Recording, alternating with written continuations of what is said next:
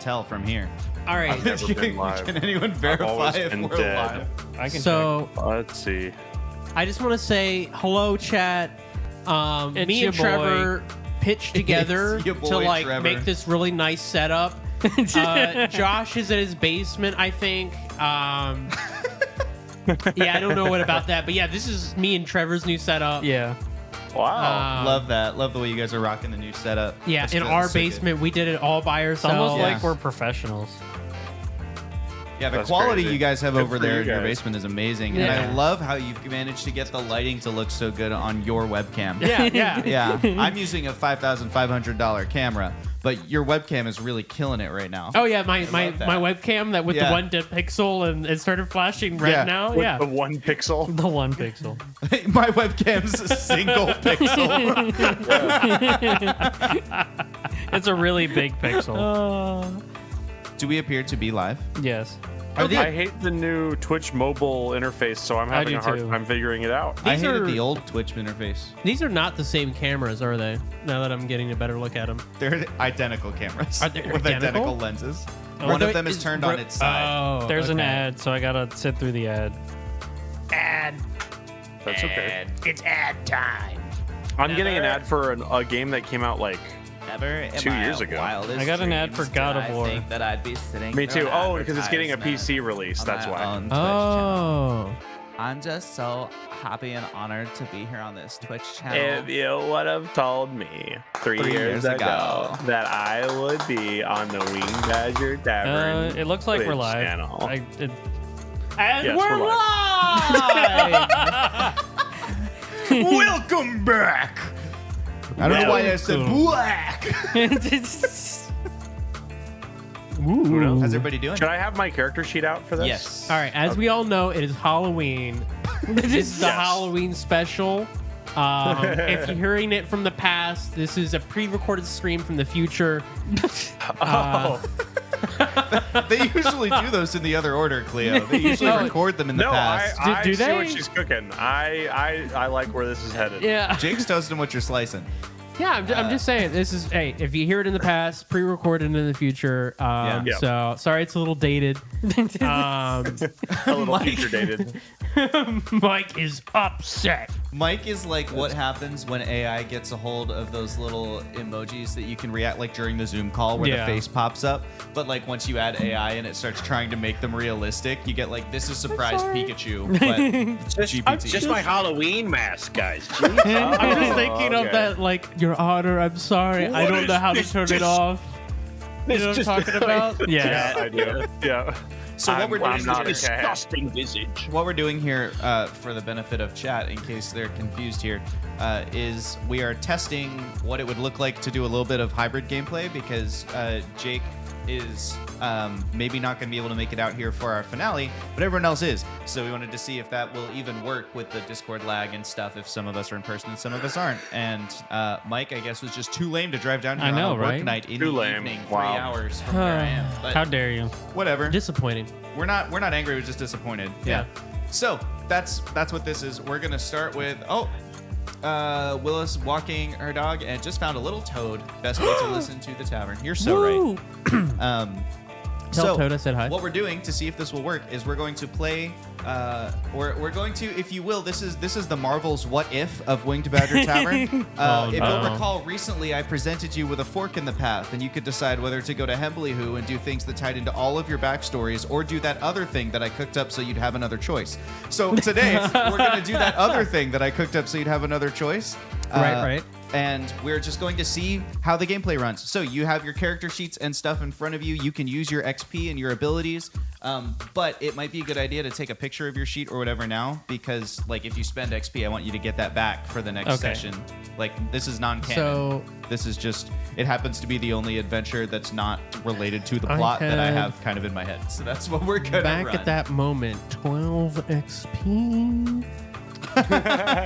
No, you don't need to go back to that moment. Just live your life now. Yeah, I think. I Well, think you back gave then, us like 30 XP at the end of the last episode, right? I think so. I'm looking gave over it- If here. you roll, 30 if XP you roll apropos a of nat nothing. 20 right now, I will give everybody 30 XP. Do it, All Cleo. right. I'm we've using got the tower. my 3D printed dice tower here, so that's our Dimension 20 All box right, it's of not doom in for the night. focus, so This is you're our not going to be able to see it. Yeah, chat. you won't actually know how it goes, but Cleo will tell you. What is it? I can't. It's see either it. a 7 or a 20. or something suspiciously close to a 7. Could be a 20. You could That could sounds pick like it a up and 20. read it, Cleo. You don't have to just don't wanna. squint. We can leave that one up to interpretation. If the interpretation is a nat 1, then you'd be correct. So that's a deduct 30 XP from Yeah, everybody. yeah, right? That's yeah. what We that all is. start Yeah. with negative 30 XP, everybody. The toad says not to forget about jury nullification, Cleo. It's important. Jury nullification. All right. Let me turn off the bopping music here, and then we will begin. Pop him. Oh, I thought you had hotkeys for everything. Not for the music. You should put hotkeys for the music. Yeah, he has all these complicated and cool ways he weaves the music in and out. It's hard to do that with hotkey.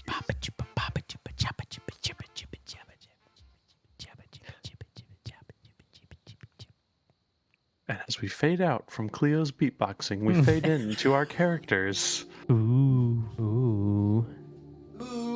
Oh, is this like can I narrate real quick?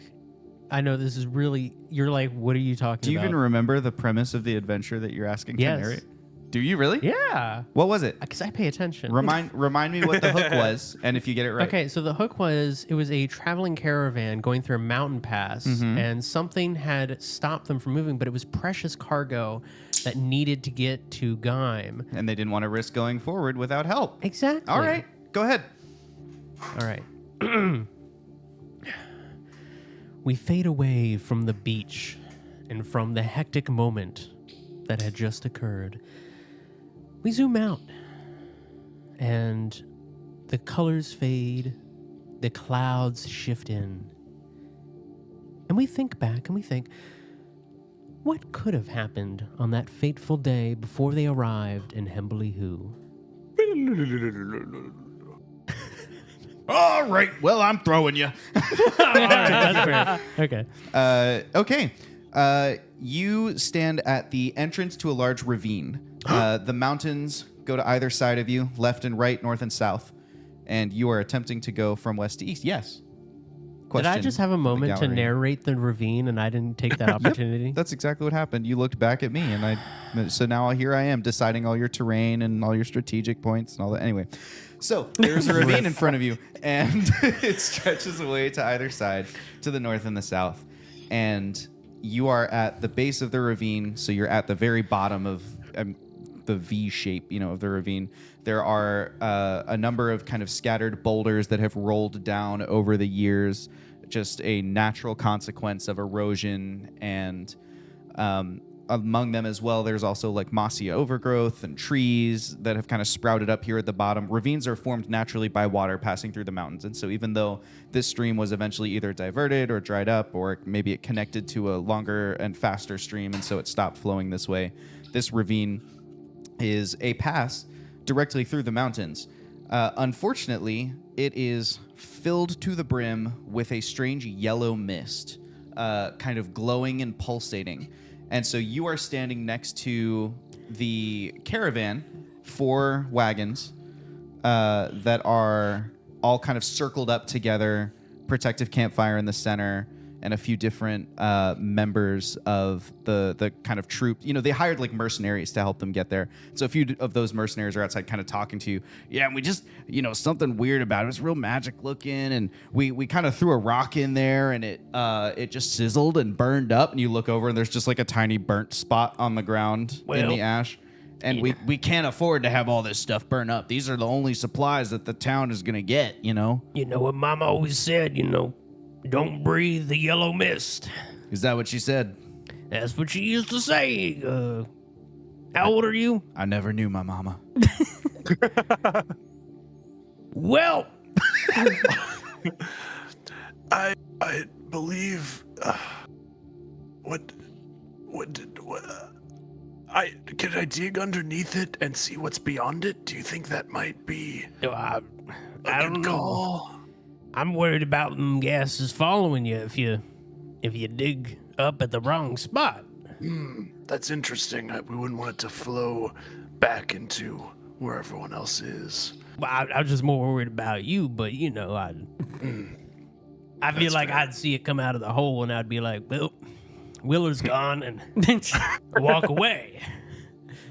Not from walking away from your death, just walk away from the mist. Yes, I get that. Did we see? Is there a way to scale this ravine to get a higher view?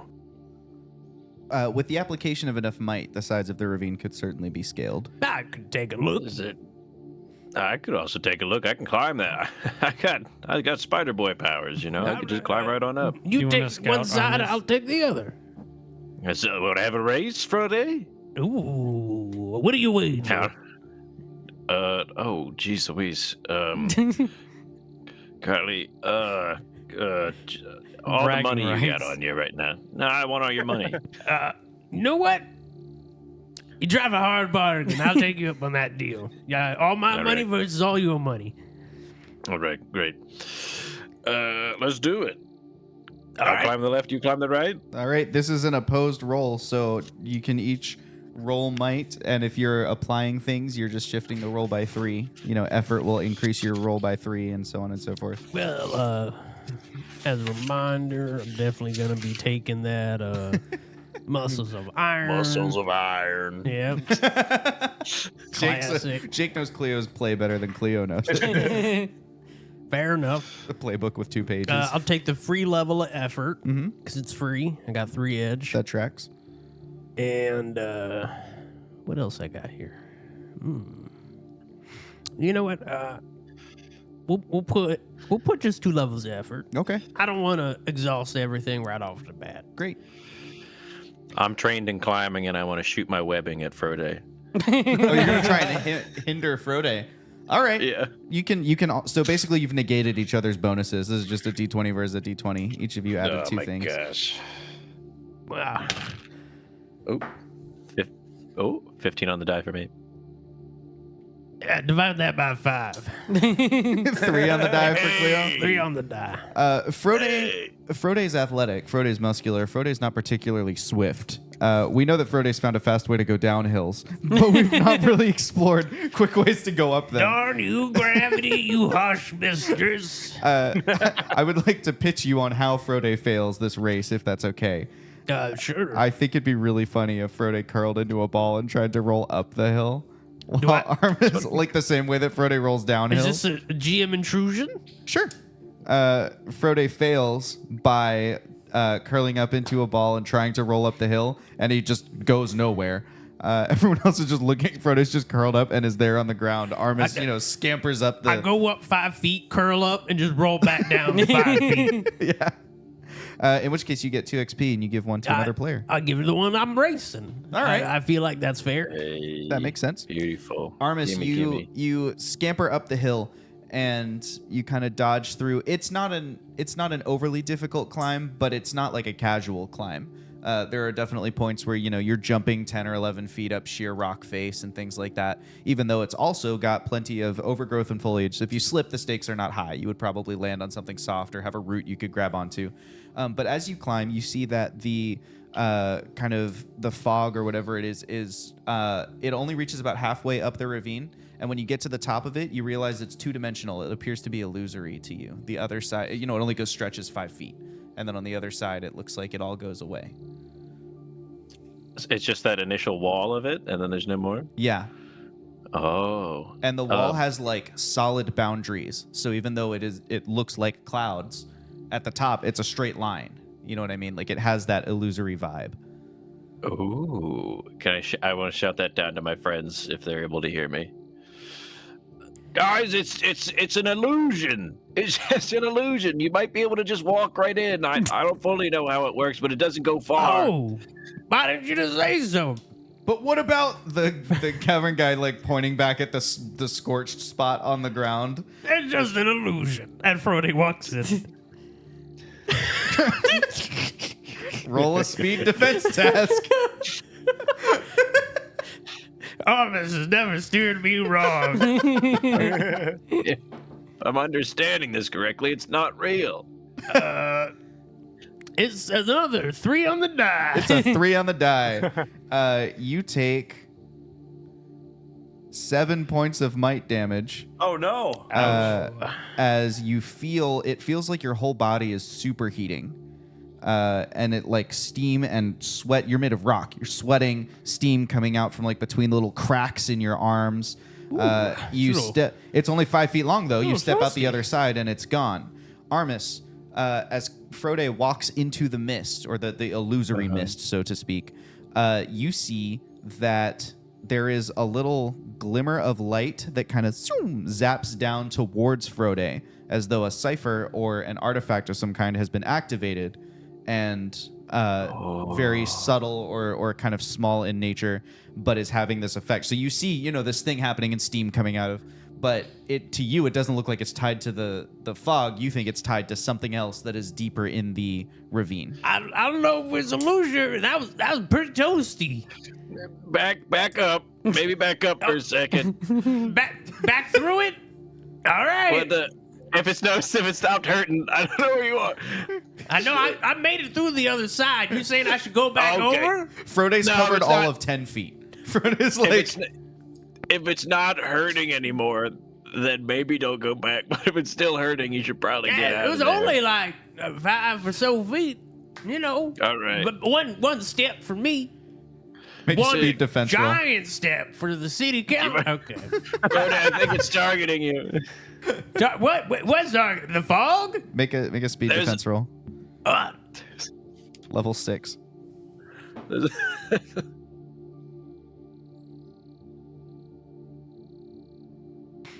Well, I already rolled, so that's a 9.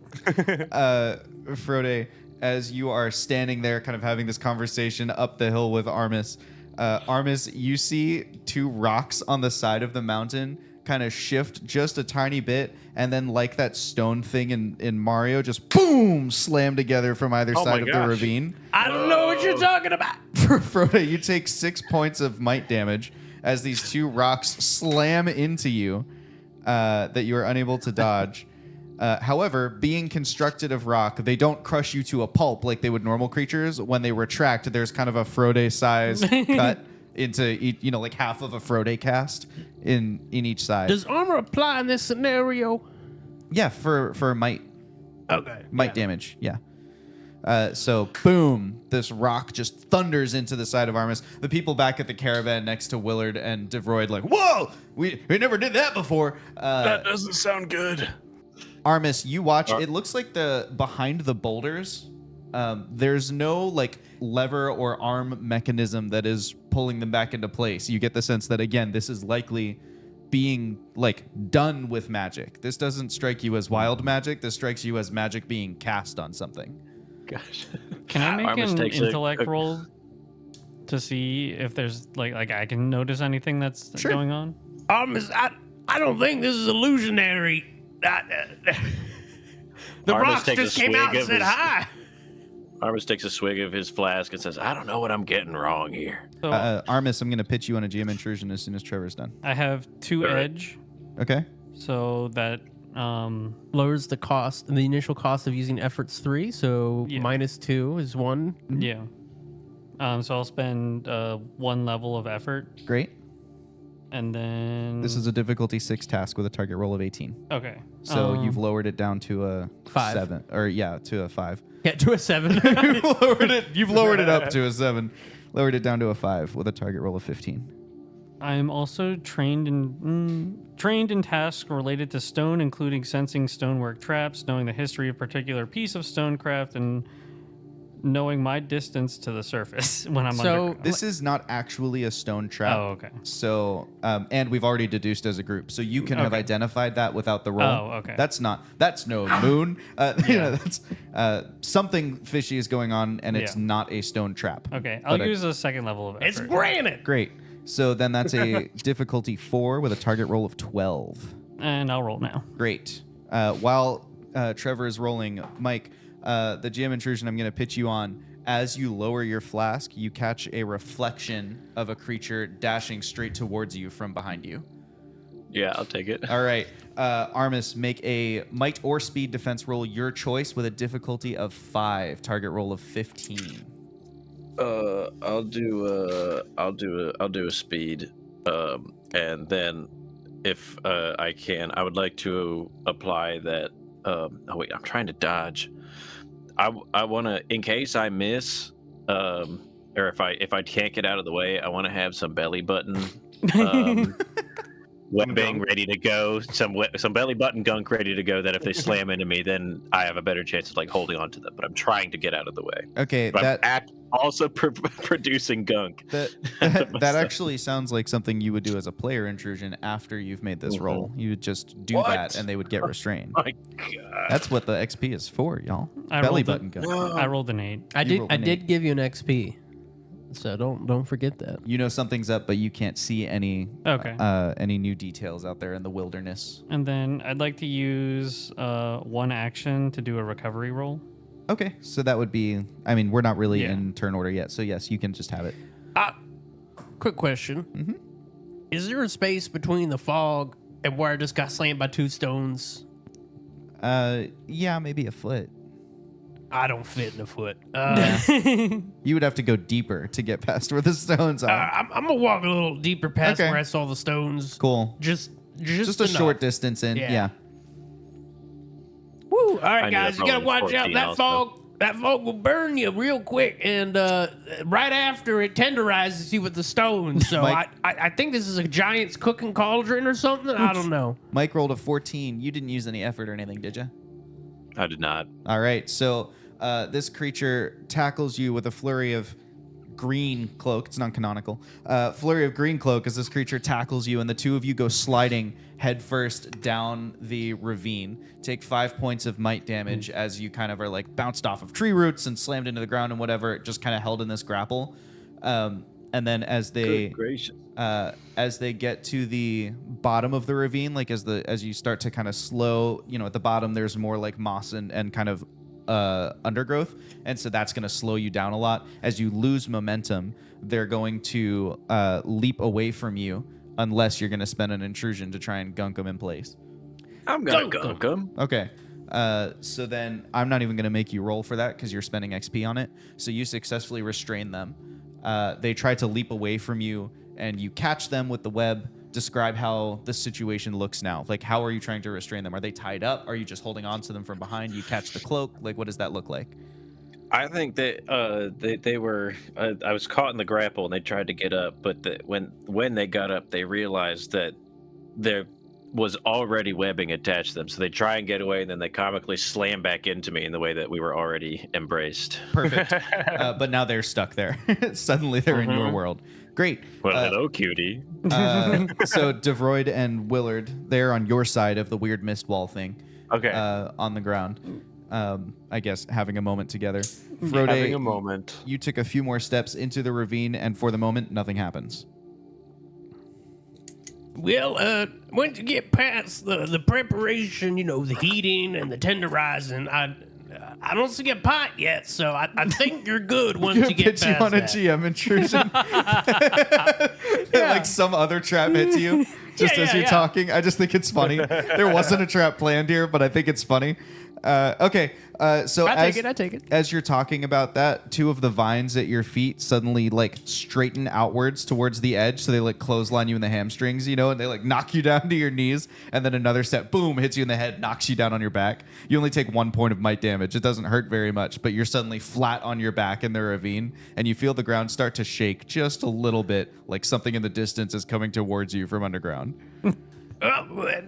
Take 1 XP, give 1 to someone else. You know what? I'll give 1 to Devroid for that terrible roll you did earlier. You need it. Be like, yeah, no, once you get past, you're like, what? All right. Be careful. It's there's 1 more, and there might be another coming. Willard, do you think you could get to Frode underground, and I can deal with the interrogation of our perp? Yes, that sounds great. I'll be mindful of those traps, Frode. I'm coming for you. And Willard will try to dig underneath the mist. He'll be cautious right away, though, to like, if it's magical in nature, he doesn't want to like dig too quickly and suddenly he's hitting the mist because somehow it's magically underground, if that makes sense. Okay. So he'll be cautious at first. When he starts digging, does he see the mist extending underground at all? It does not extend underground. Okay, then he'll try to dig, and if he can, he's gonna try to dig to wherever he can kind of feel or hear Frode's big rocky body kind of like moving against the ground, getting back up. Sure. So I'm gonna enter us into initiative order at this point. I'm gonna have Willard and Frode are going to take their turns, then the villains will take their turns, and then Armis and Deroyd will take their turns, just because that's easy for us. Yep.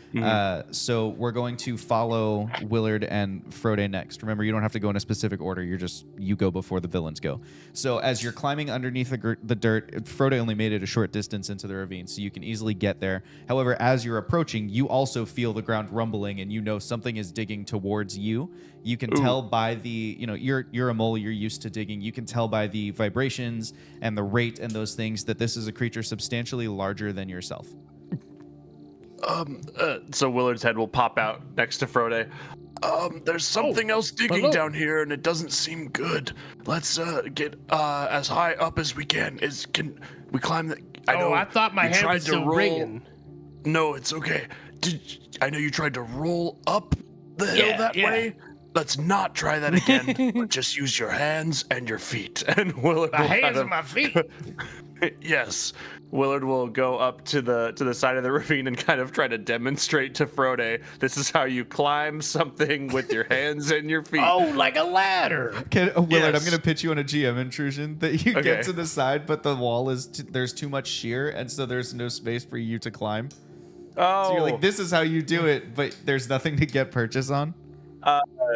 Is a canonical way of refusing that GM intrusion is that I have digging claws, so I can kind of claw my own handholds. That's true. I guess in that way I'll refuse the GM intrusion. All right, that'll cost you 1 XP. Okay. That's what Willard will do, is kind of show, and even if those clawed handholds have to be what Frode has to use to climb, his goal is to lead the way. Okay. Gotta get higher. And he does so. Frode, what are you up to? Could you dig out like a little bit more? I can't get my fingers in those little holes.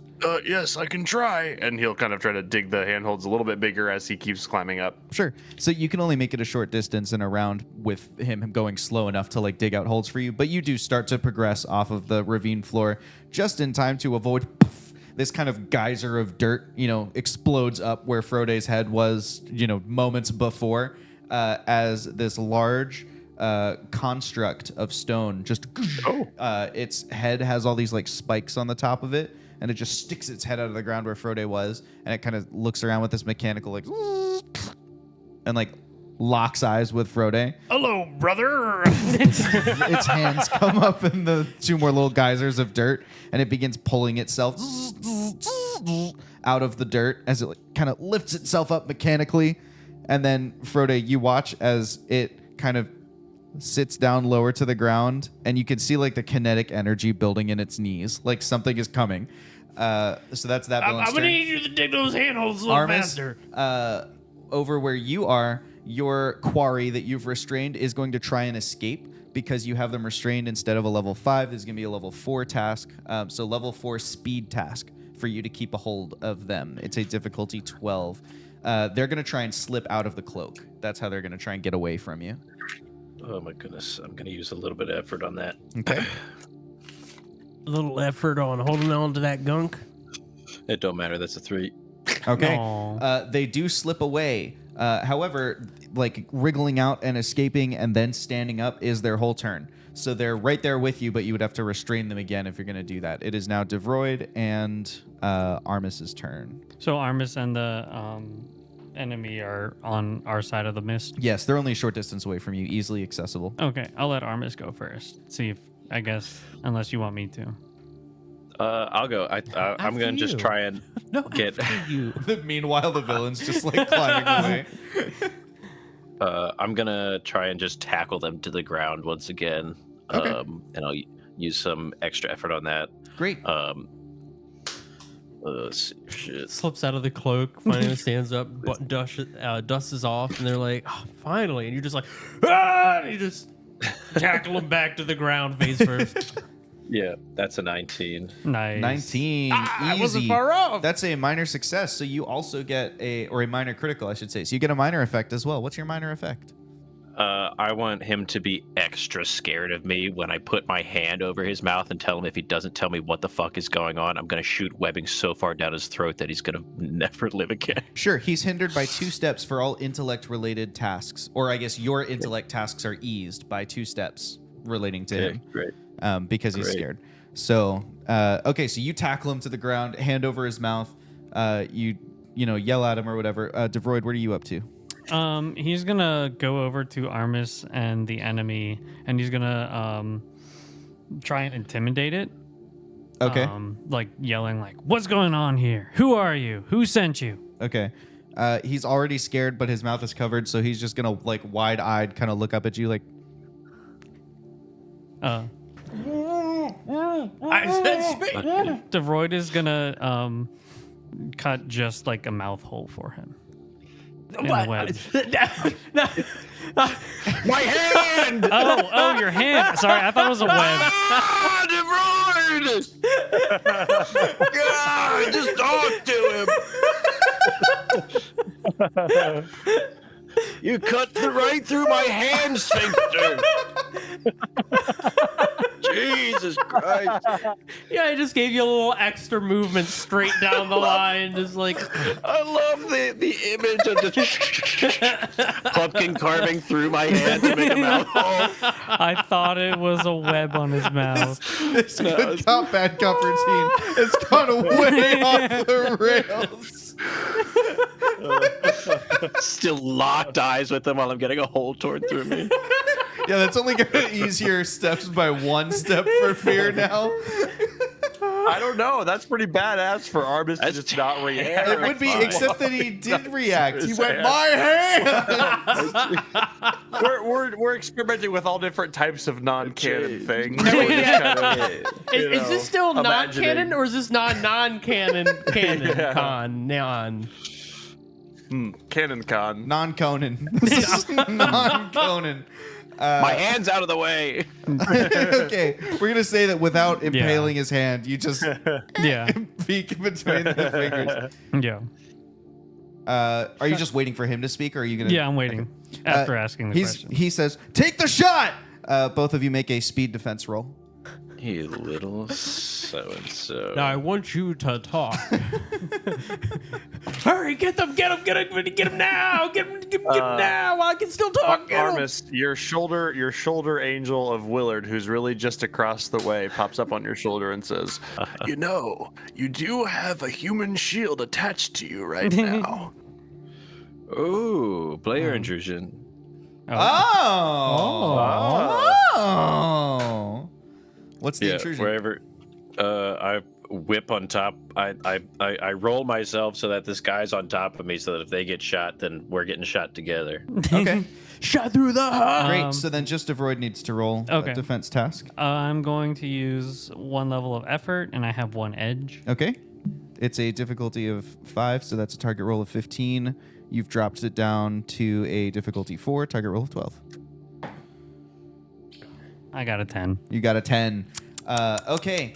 Devroid, you take 5 points of might damage as a force projectile just boom slams into your shoulder, spins you away. At the same time, Armis, maybe you hear the first shot, and so you roll really quick and pull this guy up in front of you. He goes limp in your arms as he gets hit right in the head. And Yay. the and that's going to bring us around to the top of initiative order for Willard and Frode. What did I get hit with? A bullet. Oh, okay. Just a gun. Yeah. A bullet. Here? Not from the Underdark? Wow, that's crazy. You got hit by something like 20 tons. Isn't that how big they are? Like the little bullet, they like dig underground, they hop out. Okay. Not a boulet, a bullet. Oh, I forgot. The French pronounce it weird. So Willard is going to, with Frode hanging on the cliffside, he is gonna like pull out one of his throwing knives and kind of like not like gesture it at Frode, but kind of like show Frode and be like, "You seem kind of similar to what that is. Would this hurt you or hurt it?" I mean, if you got it between the cracks, it might sting a little bit, but I'm gonna go with a no. Okay. And Willard will kind of put his throwing knife back in his bandolier and just kind of, well, what now? I know you've dug like quite. You're almost like 3 or 4 bodies of yourself high off the ground. I just have 1 foot off the ground. If we could just keep going just a little bit higher, I think I might be within reach. All right, let's keep going. And just use all of my movement to keep going up the ravine. Great. What are you doing, Frodo? Just also climbing? I'm gonna keep climbing, but I'm gonna turn back to it. I'm gonna be like, "Well, brother, I see you. Is this your territory? I didn't mean to bother now, and I see that perhaps your faculties may not be your own." I'm gonna Just shut continuing up to now. like charge. I don't think that thing's sentient. Are you sentient? Are you offended? In answer, Call it a snowflake, Frode. in answer, the creature explodes into motion. Make a speed or a might defense task. The difficulty is 6, eased by 1 because you're up the wall a little bit. All right. So that's a difficulty of 5. Target roll 15. Muscles of iron still. Muscles of Iron drops it another 1, so it's a 4. Difficulty 12. I cannot be trained in whatsoever in speed defense, Mm-hmm. but I am trained in might defense. All right, so you're using might. Yep. So that's going to drop it to a 3. Target roll of 9. I'll take that free level of effort. Yeah, you will. Drop it to a 2. Target roll of 6. And I better not roll another 3. Yeah. Yeah.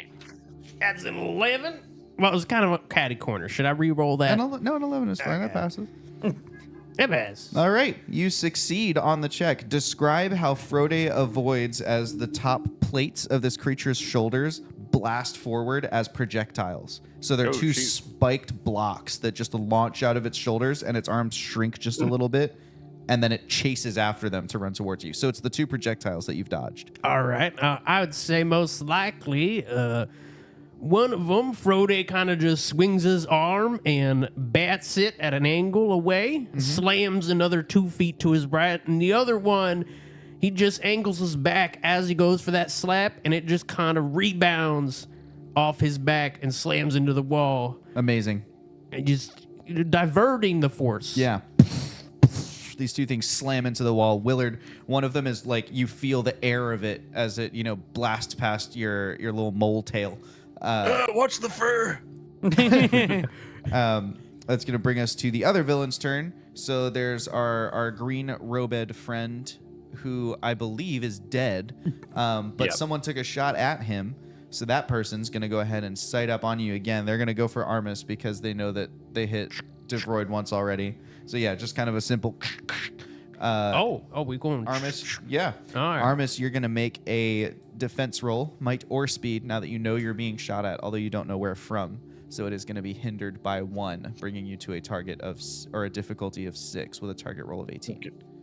Does having the body still on top of me as a shield? Yeah, that's fine. I'll take that. So now it's a 5. I'll take. That's 5. Target roll 15.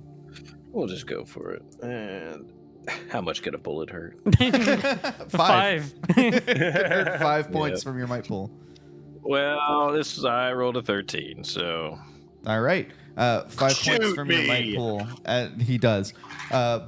This one goes exactly where the last one was, so it shoots right through the space that he made in the green robed guy's head. That's crazy. And it hits you. You have like off center or whatever, so it hits your shoulder. Are you still laying on the ground with this guy? yeah. Okay, cool. So you're just laying there with this dude on top of you, I guess. This is a moment.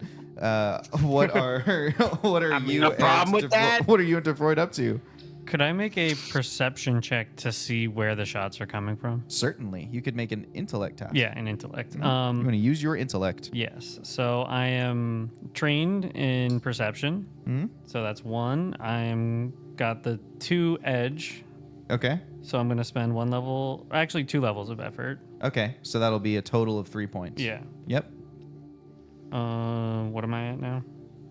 You've eased it by 3, so it was a difficulty of 5. Now it's a difficulty of 2. I'll roll with that. Target roll of 6. That's a. Let's go. It's a 7. It's a 7. There we go. You see a little glint off in the distance of the ravine. You also see a second person next to this creature. So there's a sniper and a spotter who are both in the trees. Both of them are wearing green cloaks. Okay. I'm going to point this out to Armis and say that's where they are. All right. I tossed the dead body. They're off. in the trees. So my strength pool. Okay. My strength pool is fully gone. Does that mean I'm? You're impaired. That's your first step towards death. That's good. Step 1 of 3. That's good. It should say on if you're using the beginner's character sheet that I sent you guys, it'll say on there, but it's also in your player dashboard, like what exactly the mechanical impacts are of taking your first step towards death. If I recall correctly, it's that everything costs more. Like I think your step. effort costs more points and Yep. stuff. Towards death in this tango we call life. Indeed. And any future might pool damage would apply to your speed pool. Oh my goodness. Well, what the heck? I might as well just run at these guys. I don't know what else I could do. Yeah, you're within 50 feet. It's the 50 feet roll, right? You can tow it. I mean, he's already got a few shots off, but you can make that. I'm gonna run at him real Just fast. in a straight line. I'll Serpentine. Can I serpentine? You certainly can serpentine. I'll use some effort to It's an serpentine. alligator. I'm an going alligator to give gun. you one more chance to really think about where you are and where you're trying to go, because I think you're overlooking a detail that I don't think Armis would in the moment, which is that there is a big wall of mist thing right in front of you Yeah. that dealt damage, and then there was a big spiky rock trap thing on the other side of that. Oh, on the other side of that. Yeah, they have not crossed over the mist illusion thing. No, we'll make them though. Cross over to the other side. I think it's a We're death going to thing. kill them. I think they're telling me that I'm good. Yeah. I'll climb up the wall again. Okay. Just on the outside. They're like down the ravine, right? Yeah. They're not like. Okay, then I'll call on the outside of the wall until I'm at the top. Great. Easy peasy. You just do that. Next round, you'll be there, but you're under no pressure outside the ravine. Would I be Sweet. able to take cover of the like trees or rocks I could hide behind? Certainly. Okay. Make a speed task. Let's see. However high you roll is how hard it is for them to hit you. Okay. I have 1 edge in speed, so I'm going to spend a level of effort for that. Okay. Spent so much effort. You're just trying so hard out here. He's just going. And I'll just roll with that. Okay. Let's go. That is a natural 1, baby. Natural 1, baby. Oh, That's man. a GM intrusion with no XP awarded. Yeah. You take cover behind something, and you are so well hidden, completely well hidden from the sniper. Unfortunately, the golem thing that was attacking the other two happens to turn just at the moment that you duck down, and it's like your eyes meet, and you can see it retarget, where its head locks onto you first, and then the rest of it turns away from the wall, and it's going to immediately take an attack on you. This is the GM intrusion. Yes. Does the GM intrusion count the fact that it's on the other side and it's running straight? Oh, well, okay. It's never going to mind. attack with its shoulders again. Yeah, well, I figured also they control it, so they Also that, yeah. yeah. But yeah, so it boom, boom, these 2 projectiles launch towards you, and you can make a speed or might defense roll with a difficulty of 6. I am trained in might defense, so I'm Okay. going to use that. Okay, great. So that all is it to a tank 5. it. Is this the Fire Nation? 1 level of effort. Okay. Everything was great. Now it's a 4. till the attack. And I'll do a second level of effort. Now it's a 3. Target roll of 9. I just look up and see Jake just like, That is a 17. That's easy success. You dodge out of the way. You're behind cover now. Just because it knows you're here doesn't mean it's going to hit you through your cover. Come on. Yeah. And so you successfully get to cover, sort of. And that brings us to the top, which is Willard and... you're not Hawkeye. Frodo. Why did I want to call you a Hawkeye? I don't know why. That's what popped into my head. Yeah, Quick, Frodo. pull out my bow. I'll get him. Frodo as Hawkeye is a great character. So if Willard, I assume, hasn't reached the top of the ravine yet. Is that correct? Because you're climbing with Frodo, so you're probably Okay. another round or 2 from the top. Oh, 2 is a lot. You could leave Frodo and make it to the sniper this turn, if that's what you're trying to do. Okay, then Willard will kind of look back at Frodo and be like, It's worth it. Are you all right if I... Okay. And Willard will Go on. turn. He ain't targeting me no more. You got plenty of time now.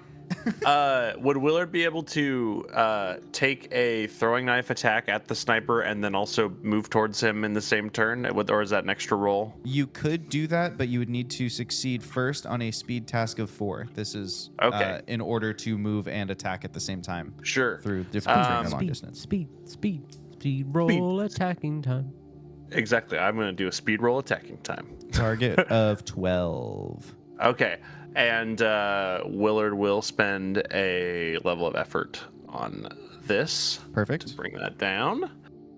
He is scrambling along Okay. to get closer and to hopefully kind of, he's a small presence. He's hopefully gonna kind of like, he's not stealthing, but he's hoping that his smallness will help him sneak up and be a smaller target for the sniping. He rolled a 13. Nice. That succeeds versus a 12. So Okay. he's able to do it, and now you can make your attack, which you can use might or speed since you're throwing it. He is going to use speed. He is specialized in using his throwing knives as light weapons. Okay. So he gets the. So that goes the from a bonus 5 to a that. And All right. Specialized is 2 steps, right? yeah, that's what I said. 5 to a 3. Okay. That's Okay. the math.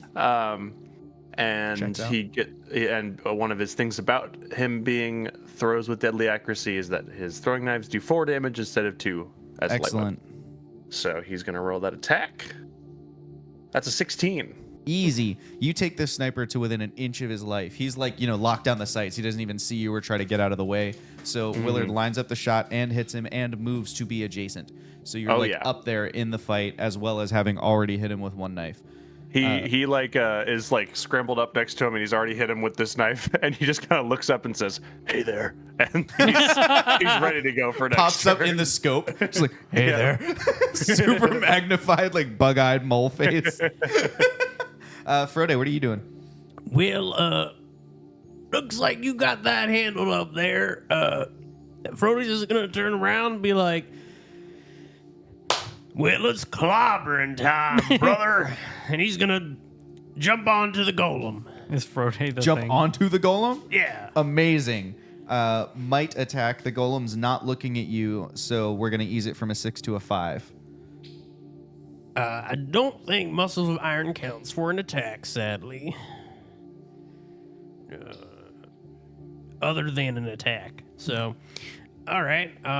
Down to a 5. We're going to take a free level of effort down to a 4. And Okay. we're going to take an additional lever of action. An additional lever of effort. Yeah. Down to a 3. Okay. Make that manageable. Frodo, you pin the beast to the ground, or the golem thing to the ground, and it stops fighting back. At the same time, Willard finishes the killing blow on the sniper, and the spotter who's next to him like drops the little crystal thing he's holding and puts his hands up. Like, look, man, hey, like we can talk this out, right? We can work this out. We don't need a. Why are we fighting? We don't need to fight. Oh, We can yeah, be- talking out the fact that you've ambushed us and put us in an extremely dangerous situation, clearly with the intent of killing us. technically Yes, we'll speaking- definitely talk this out. Technically speaking, we didn't ambush you. We were ambushing. He tenderized me. No, you got your revenge for that. That was this guy. He kicks the dead guy in the shoulder. This guy did the stone thing. Well, I didn't get to tenderize them. Well, Willard is going to pull out a knife, and he's very short, so the closest thing he can threaten very easily with the knife is this man's tender regions. And he will pull out the knife, hold it up there, and kind of put a hand behind the thigh of this guy, and kind of be like, Yes, follow me. We're gonna talk this out. We're gonna talk this out so much. and he's gonna like bring him towards the rest of the group. Cut his nuts off. I want to see it. Armis rolls a dead man with 2 bullet holes in him off of his body. Cut his nuts off. Cut his nuts off. I'll make him a new sack out of gunk. I'll weave it. Willard's gonna keep walking and say, I'm gonna pretend I didn't hear that. DeFreud, there, talk it out with this man. He wants to talk. The Vroid holds up his axe. Oh, what is there to talk about? Oh, he just wants to talk. Talk all you want. I don't. Well, you could maybe not. Maybe we could put the knife away now. Do you have useful information to talk about? I don't know. What do you want to know? Who are you hired? Like, why is this ambush here? Well, this ambush is here for what were formerly plot-related reasons, but now we're here because we, the green-cloaked figures, have a shortage of barley in our village. And this barley was going to some other village, and we wanted it for our village where people are dying. It's an ethical quandary. You disgust me. If you don't deal with them by the time I figure out how to get through this mess, I'm going to tenderize them. The tenderizing is unavoidable. I kind of want to see the tenderizing. This is kind of like an episode of Star Trek. No, we don't need to tenderize anybody. You lived through the tenderizing. I'll try my best to make sure you live through yours. I say we just let the tenderizing happen. Brody, like, Willard. pokes the mist. No, wait. Well, what else do you want to know? What do you want? Pretend I had plot relevant information and gave it to you willingly. Pretend there was a valuable source of movement on your main objective. Well, how do you feel about this, Willard? Oh, I don't know. I mean, to be honest, I'm trying to turn over a new leaf in my life. That's my whole character arc thing that I'm doing, so I shouldn't be the one to kill him. No. How many more guys are in there? What else is in this stupid frickin' ravine? There are no other green cloaks in the ravine. Is the mist Is it deactivated? Is it safe? It's That was pretty vague. you can turn off the here. I dropped the crystal thing so I could show I wasn't a threat, but if we go back and get it, you can hit a button on it and it will turn everything off.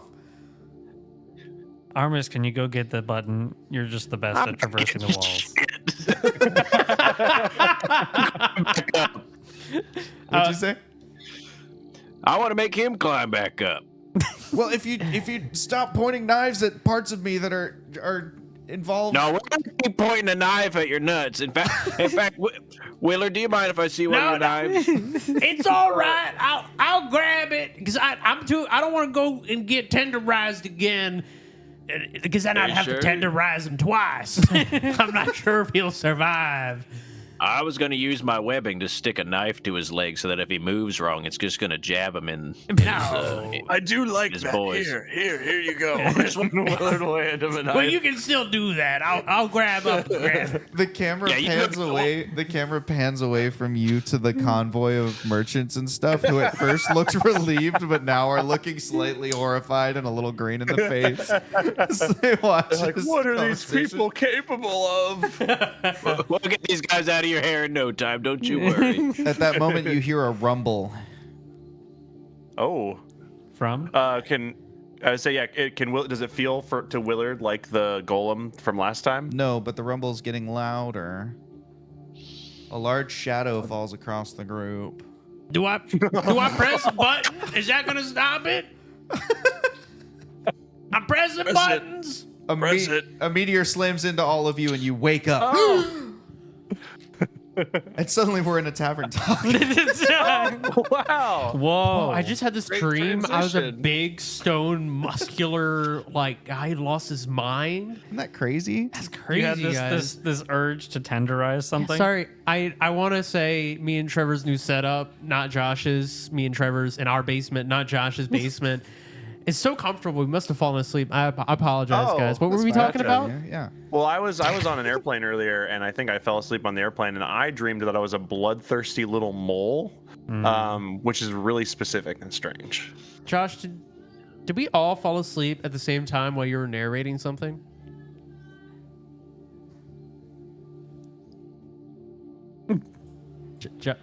Josh?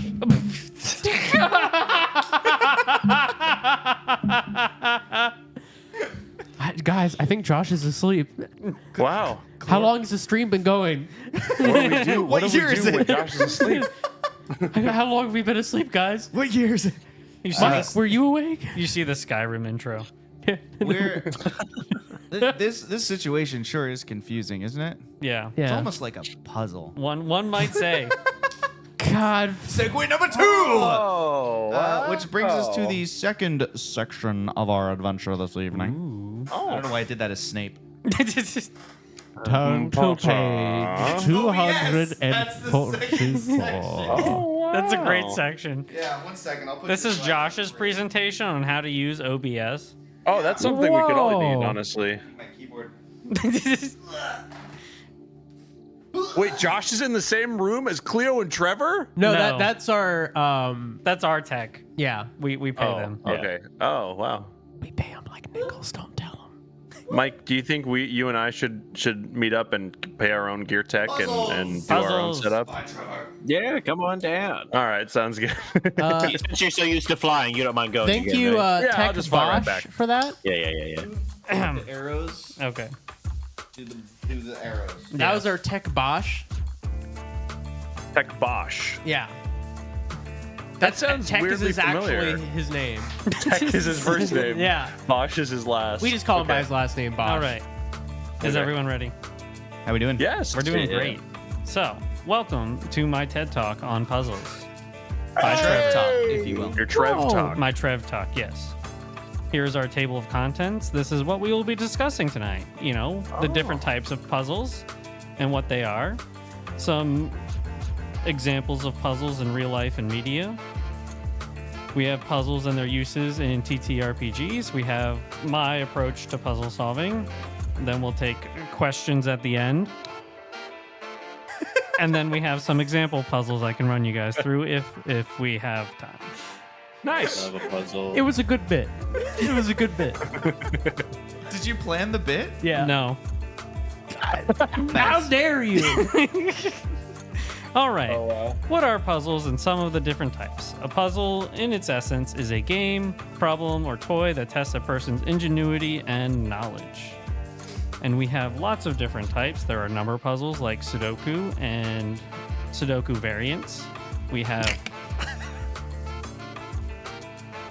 word puzzles like crosswords and word searches. And then there are logic puzzles, which come in many different forms and types, such as, you know, like when you get a list of clues and you have to figure out like who, like family puzzle or something like that.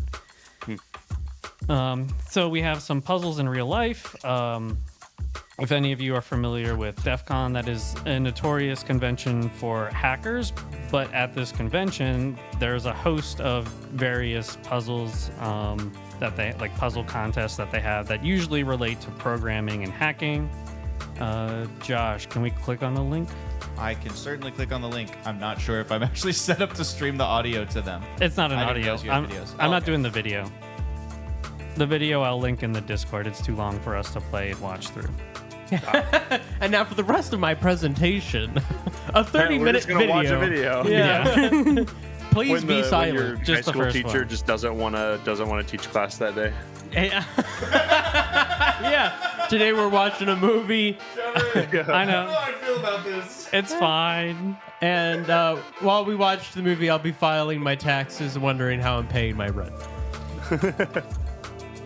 If you This pay is a my site rent, that's you get an not- automatic A. So this is one of the puzzle contests called the Gold Bug contest. It's put on every year, and so this is a series of 13 puzzles where you have to do the first one in order to keep moving on. So I just wanted to see you guys to see like one of the examples. We can go back to the PowerPoint now, Josh.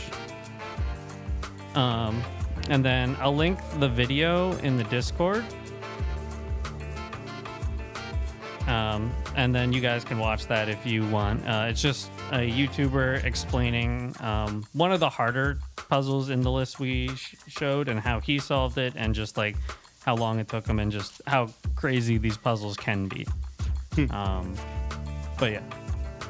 And then continuing on in puzzles and their use in media, we have the infamous Batman villain, the Riddler, who poses many fun and challenging riddles, such as I am first a fraud or trick, or perhaps a blend of the two. That's up to your misinterpretation. Would anyone like to try and guess or solve? I am first a fraud or a trick, or perhaps a blend of the two. That's up to your misinterpretation. Is that the words that sound like other words, but they're actually different words? What? Onomatopoeia? No, homophones? Homophones, yeah. Is that a homophone? I don't think so. Do you not know the answer? No, it's not a homophone. I know that. Do you not? Yeah, I was like, I don't think so. think so. I'm solving I thought it you with meant is the guys answer here. a homophone, not is the. Trevor, Yeah. when he said, "Does anyone want to try and solve Yeah. it?" I didn't realize that's because he had tried and No, I do have the answer. Guys, I need I'm help. stumped, Guys, I thought Cleo was asking if the answer was a homophone, not if homophone was the answer. I see. Is the answer a puzzle? Close, but not quite. Is it a riddle? Ah. I'm Oh saying, my god. like I It's like when that. you get the answer too quick and the GM. No. It's No. Except like for there's the a specific third key. There's a specific answer, but I'm thinking if riddle fits it. That's what I'm thinking of. No, then it's not the answer. It's not the stated answer, but I do like the answer of Ray A Riddle. question? No. I didn't think. I didn't put any thought behind that. I saw a question mark on my screen. And I was like, All right. question. Okay, you better just tell Yeah, us yeah. because this is not working. Okay. The given answer is confusion. It's sort of a meta answer. A confusion. I get it. Yeah, it's a fusion of cons. Yeah. I get it. And then what I think is a slightly easier one. What is That's right. always on time but never arrives? Dinner. The present. Close, Josh. The future? Yes, Cleo. The past. Mike's in there. Now we have puzzles and We're almost there. puzzles and their use in tabletop role-playing games. So puzzles can be used very creatively in oftentimes dungeons in order to pose another obstacle and challenge to the players outside of just combat. It can give you information about the dungeon and maybe the person or creature that built it. So it can provide, a nice theme. What? Continue. Go ahead. Go on. Such as if it's a dragon's lair, you might learn the dragon's type or play on like the type of loot it has. If you're in a lich's lair, you'll see themes of death. So especially when it's used in conjunction with the story, it can really help build the theme of the dungeon and also just provide a different challenge to the players. So here's my puzzle solving process. Personally, everyone is going to have their own approaches to everything, but this is kind of the checklist I go through when I'm working out puzzles and riddles and that sort of thing. Is my first question is, what does solving this get us? So is it going to unlock a door? Is it like going to open a case or a treasure chest? Like what is the reason we are solving this puzzle? And that can help you learn like what you're trying to do. And then you want to like gain as much information as possible. So you want to like look around for clues. You want to figure out like if there's any words or like statements about the puzzle that could clue you into the things that are happening. And then you need to figure out what you need to solve it. So do you need to, put tokens in a slot? Do you need to like light up different colored orbs? Do you have to present a phrase? Just that sort of thing to like, and then then you have everything you need. You have a reason to solve the puzzle, you have the clues available, and you have the nature of the solution. And all that's left is working out logically what the answers could be and what you believe would be correct. Oftentimes, when people use them in table TTRPGs, there usually is a consequence for wrong guesses, but it's still important to guess. Like, even if you're not completely sure, a wrong answer might give you a lot of valuable information, even if it isn't correct, despite the consequences. But, you have to weigh that with the dungeon and the DM. So, any questions? I have a lot. Yes, Cleo. None of them related. I'm sorry. But I do have one related. Okay. See, I was gonna ask, like, so is your process, right? You detailed that. Yeah. Why isn't it just solve the riddle? Mine's just solve the riddle. Just Step solve the riddle. one, solve the riddle. What if it's not a riddle? All right, you flip a page over, puzzles. Step one, solve the puzzle. Duh. There we go. Yeah. Can you give an example of how identifying the reason the puzzle exists has helped you to solve it? Ooh, that's actually a good question. I'm trying to think. The reason the puzzle exists helps me to solve it. Yeah, like the context. Yeah. So I can't think of anything crazy specific, but I can think of like reasons why I would use them. Okay. In like a mechanic, like it could be you need to get to the next, or You got this. I'm just thinking. Helped you. So like if the reason to solve it is to advance in the dungeon, then that would usually indicate that there is a door or a large passageway that would be moving on to next. So you'd maybe want to look for like a door indent in the wall or like a frame or some sort of indication that there could be an opening that you would need to go through. Does that answer the question? Sort of. That sounds like you're identifying in the meta narrative why the puzzle is there. So is that what you meant, or do you mean identifying in the room? Like, why would the wizard put, a Sudoku puzzle on the door or whatever? Like, Yeah. I think it tends to be a little bit more meta narrative, but I think there can definitely be like insights, especially for like a DM who is more interested in connecting it to the story. So if that's the case, like tying it to the story, it could provide like you could tie lore into the puzzle. It just really, I guess, case by case dependent and how the DM implements puzzles in their game. I see. I think an example that came to mind when Josh asked that question, and even earlier when Trevor was talking about like almost like getting a theme out of a puzzle, like puzzles like adding to themes of dungeons, was in the previous campaign. We were kind of running through the gauntlet of the puzzles and stuff in finding, getting to Makar, like his underground area where we were like chasing after him and seeing if we could get to the rod. All of these puzzles that we encountered were like had to do with like dark and distorted reflections of like things that were once good or like yourself, and that ended up later being like, oh, Makar became a dark and distorted reflection of himself because he got lost in the rod and the rod's magic. And so that's like an example of knowing why the puzzles were there. That still is a bit meta-narrative-y, I guess. never knew that. I never thought about that.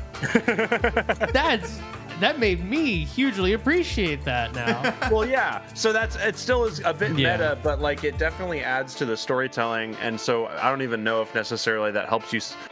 Whenever I keep saying solve the puzzle, I think of that TikTok sound. I'd like to solve the puzzle.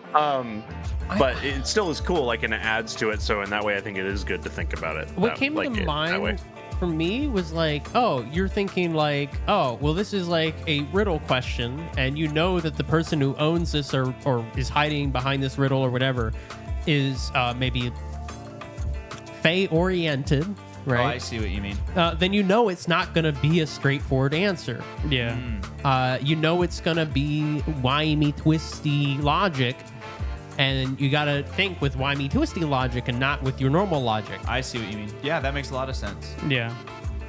I think Willa That's a put a good good point in the chat too, is like knowing or trying to figure out why the puzzle is there is good for deciding whether it's something that's worth trying to solve or whether it's a red herring. That was as going well. to be my second question for Trevor, actually. Is there a step in your process where you try to evaluate, is this worth solving?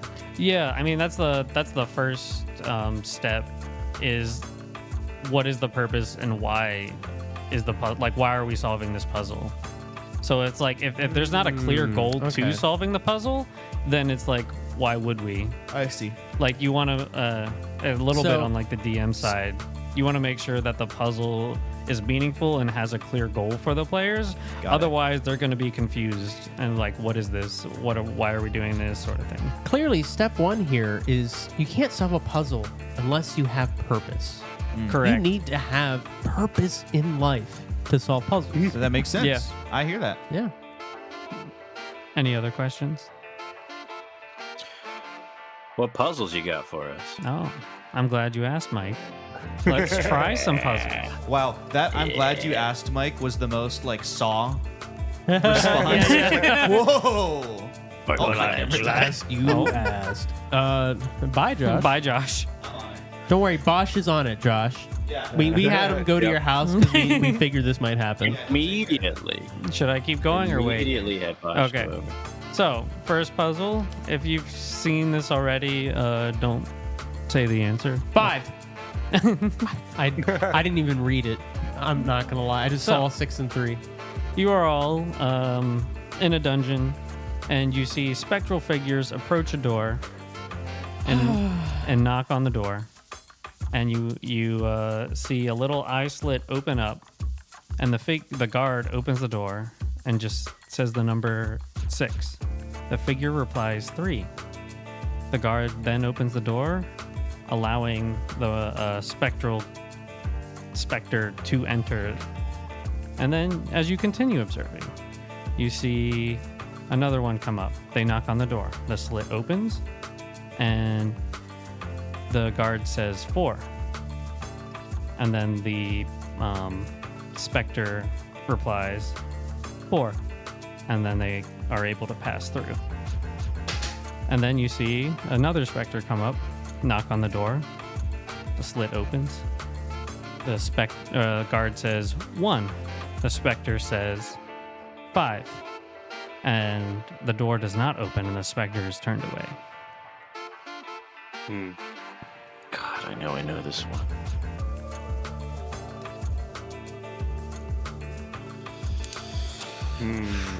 Four.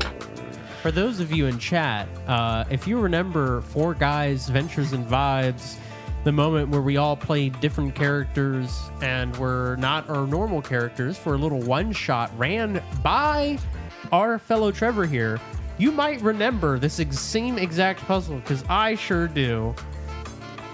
Oh, I must not have been in that one shot, or maybe I was, and I've Was it completely the bean forgotten. one shot? The one you did where we found the bean. Yeah, it was the bean one shot. Yeah. Jake, you and I Okay, were I working. was not in that. Yeah. Okay. Well, I don't forgot I want used Cleo to this for that. spoil it. I'm not. That's funny. Yeah. I remember Cleo being mad when she found out, though. Mike, do you know this one? It's I know staring me I've in the heard face it. right Okay. now. Yeah, I know. I'm Is it- I'm can I- staying out of it because I know the answer already. Okay, so me and you, Jake. So, Bosch, did you fix Josh's camera? I thought I did. Yeah, I did. Yeah. That was quick. Do you guys want more examples? Well, let me just reason this out loud a little bit. Yeah, go for it. So when you first see only the first example, your thought is, okay, divide the number they say by 2, and that's the answer that gets you in.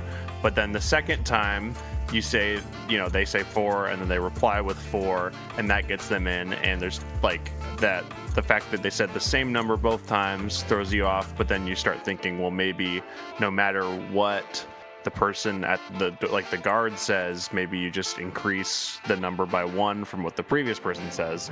But then that pattern doesn't hold when the guard says 1 the next time and they say 5 and they're not let in. Does it just have to be divisible? Does you have to be able to divide the first one by whatever you come? So if that last one they said 1, Perhaps. if I said 1, could I get in? That could be it. Maybe let's try that. Okay. Could one of you go ahead and read it again for Willow? Willow was hoping I'm one of us. texting it to her. Oh well. Okay, never mind. Nobody else in the chat needs to know anyway. It's fine. So, Mike, you want to go up to the door? I would like to go up to the door. Okay. The guard is going to say 6. Or not 6. That's done. 7. Ooh. I'll Next. be back in a minute. Okay, I'll walk up, and does the guard say 7 this time? Yeah, we'll stick with 7 for now. Okay, I'll say 1. And then he just shuts the slat and nothing happens. Okay, so it's not just it has to be divisible, and 7 I believe is a prime number, so that wouldn't even work for 7 anyways. Can I play the doorman? Yeah, you can play the doorman. Okay. Josh, you could be another specter. I'll play the hint man. The hint man. I walk up to the door with my collar turned up, and then my second collar turned up, but my third collar goes over both of those, and it's down. I pull my hat down over my face, and I knock on the door.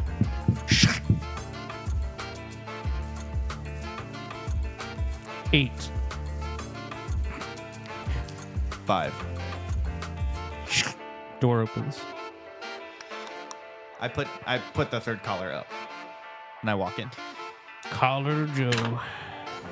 Okay. Close the door. One thing I also like as a DM like to implement is hint checks, because I think sometimes like you never know how people are like how good, fast or slow people take to solve things. So if you do want to hint, let me know. I would also love to add that you also have the ability to try and make observations, like lean into your other character skills or abilities. Yeah. Like if Armis and Willard are there, Armis might be like, "Hey, I'm a diplomat. Can I look at their behaviors or their little nonverbal cues? Is there anything I can learn from that?" Or maybe so you can lean into that stuff too. I saw you in the chat, Willa. Yes, you can try. Yeah. You want a mic? Yeah. You want a mic? You can borrow mine. For my mic. Hey. I'm gonna move. Oh, okay. Clara walks up. I just know the answer is going to make me mad. Yes, it will. Yeah. Do you know where? Well, hello. Hello. Schlink. Clara hovers up to the guard. Hello, doll. Hello. 10. I think the answer you're looking for is the number 3. Correct. Come on in, Clara. Come on. We I'll got buy you a cooks drink, ready honey. for you. Okay. Yeah, you're not allowed. It's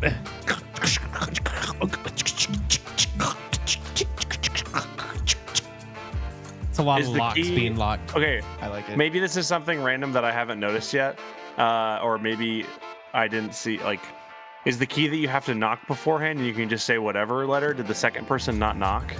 You should try. Because I can't see the text of the second part of the thing. It just says the guard opens the door, allowing the figure to enter. Okay.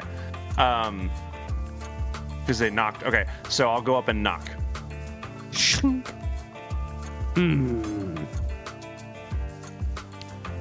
We'll go with 12.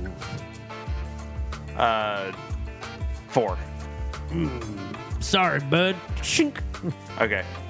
So it's I go not up to like the something door. separate. Shlink. And I knock.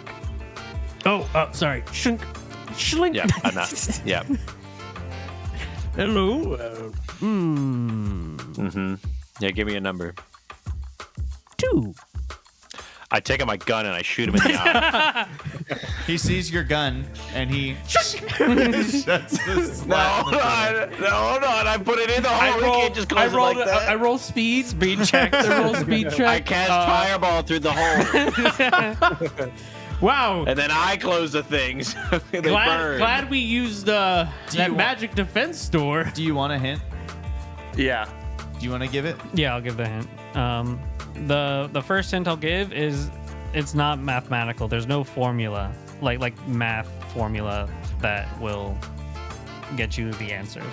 No add, subtract, multiplier, divide. This is No the purple line. elephants marching down this street. Yeah. I'm trying. Can I hear I'm trying the to riddle look again at the. then? Yeah, I'm trying to look at the letters and Can you what?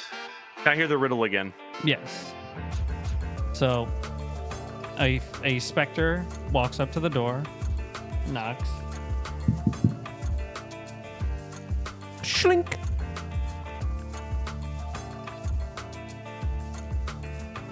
One. And the specter says, 3, good sir. Schlink. Welcome in. And the specter walks right through. Your locking sound effects are awesome, but they also sound a little bit like you're loading the world's most complicated shotgun. Load it. Do you want more examples?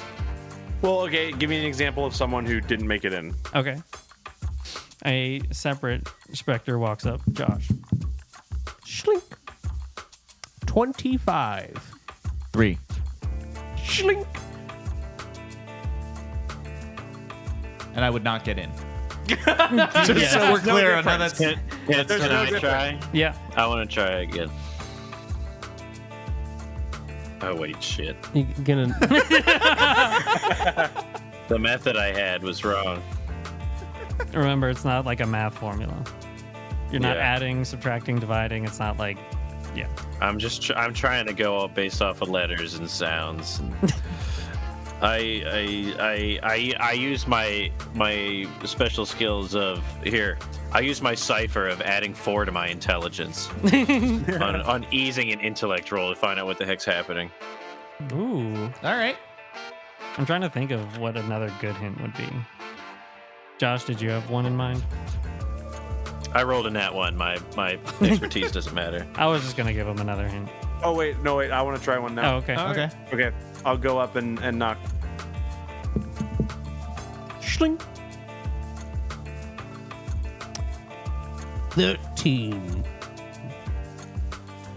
Okay. I too had to look at my phone. Yeah. Okay. I'm thinking here. Sorry. 13 is if it's what I think it is, then that's a tough one.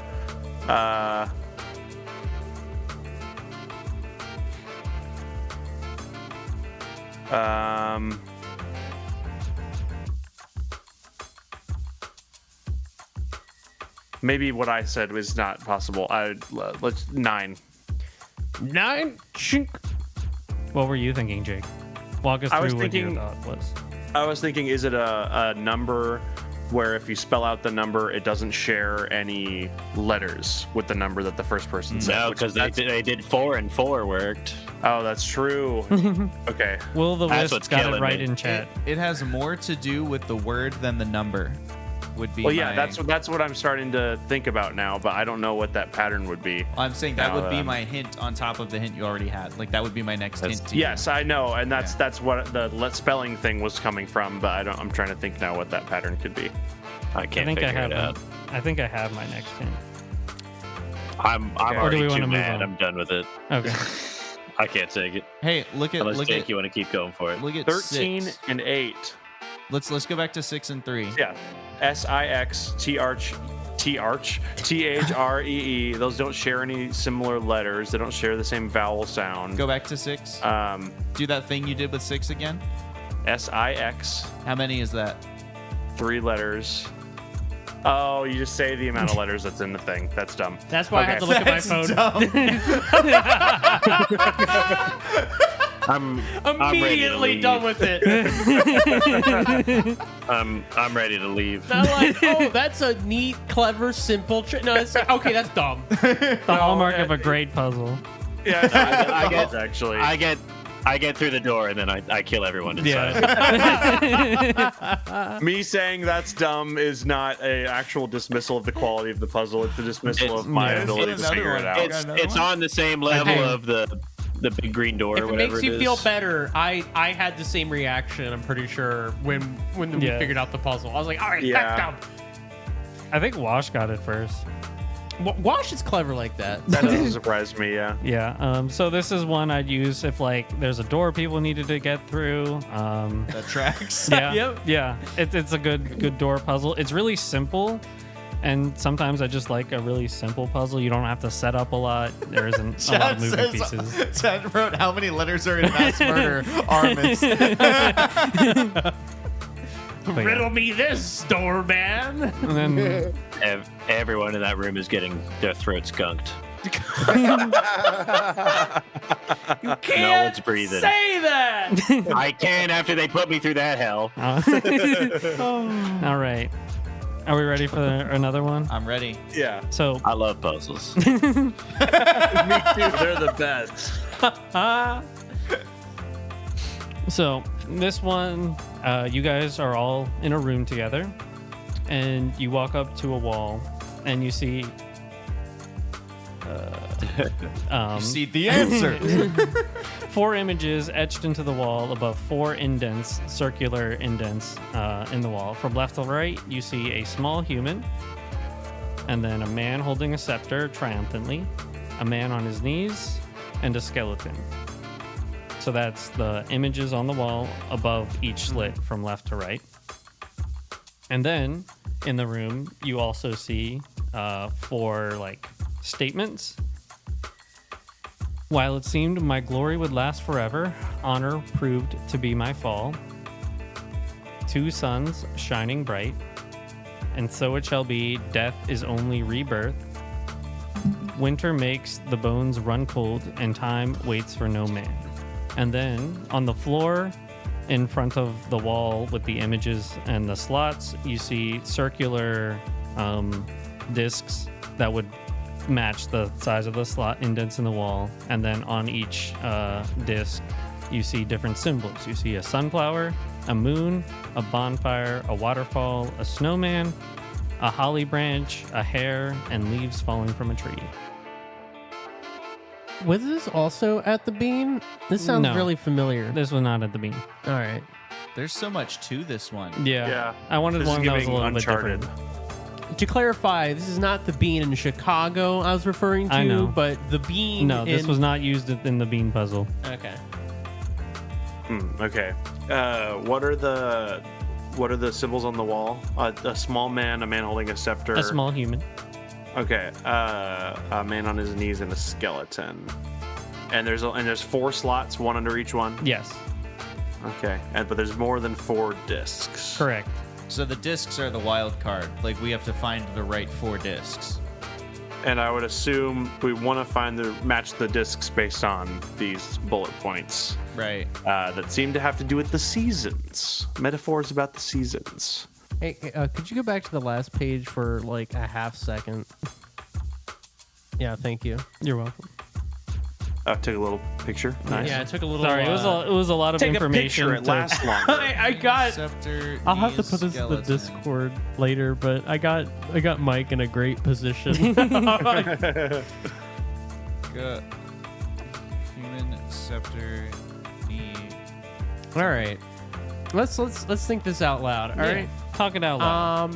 All right. While it seemed my glory would last forever, honor would prove to be my fault. Are And these that's associated etched- with the first picture, right? No, these aren't associated with the pictures. Just imagine them like above everything else. So you have like the text at the top, and then you have the images and the indents. So those texts written at the top are not in line whatsoever with the images No. necessarily. Imagine you see it as it is, like just top down, Okay. but they're not above any specific image and disc or like indent. All right. So, death is only rebirth, and winter makes the bones run cold seem to be things that both reference the skeleton. at least to me. I think death is only rebirth could be symbolized in putting the sunflower disc underneath the skeleton, perhaps. Oh. Or maybe the snowman, like literally Or the being snowman. birthed out of the cold. All right, I got it. Could be that too. Oh, you got it, Cleo? Yeah. All right, what you got? I don't want to give you the answer. No, do it. Well, no, just go Okay. for the guess. I'm pretty sure it's related to seasons, right? Yeah. So, Oh, okay. Thanks. That's a good guess. well, while it seemed my glory would last forever, that's fall. 2 suns is summer. While it shall be death is only my rebirth is spring. Winter is winter. You pick up like leaves falling from a tree for the first one. My honor would last forever is prove my oh wait. So the guy standing triumphantly is summer. The guy kneeling is fall. The skeleton's winter, and the small human is spring. that makes right. sense because those are like the phases of life. Yeah, and then I would choose to represent that. Leaves falling from a tree goes under the kneeling man. A bonfire under the triumphant. I don't know if I want to go on the nose snowman. Yeah, snowman for the winter, which is the skeleton. And then for spring, I'd probably do hair, which is the little human. So what's the order you're putting the discs in? Little human hair, man triumphantly bonfire, kneeling man, leaves falling from a tree, skeleton is snowman. Very close, but not quite. All right, but you got it, guys. It's right there. Or sunflower, you right. Okay. Hair, sunflower. Oh, for spring. I don't know. Sunflower is like a swap out. summer thing, isn't it? Try swapping out the sunflower in for the hair. Yeah, we swapped those two. So it's Sunflower, bonfire, leaves falling, snowman. no.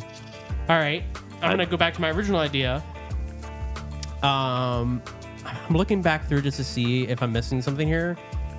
I think you do the hair for spring because he's coming out after Yeah. the winter, and then the sunflower for summer because they're big and whatever, and then the other two Yeah, leaves falling And- for fall and snowman for and snowman.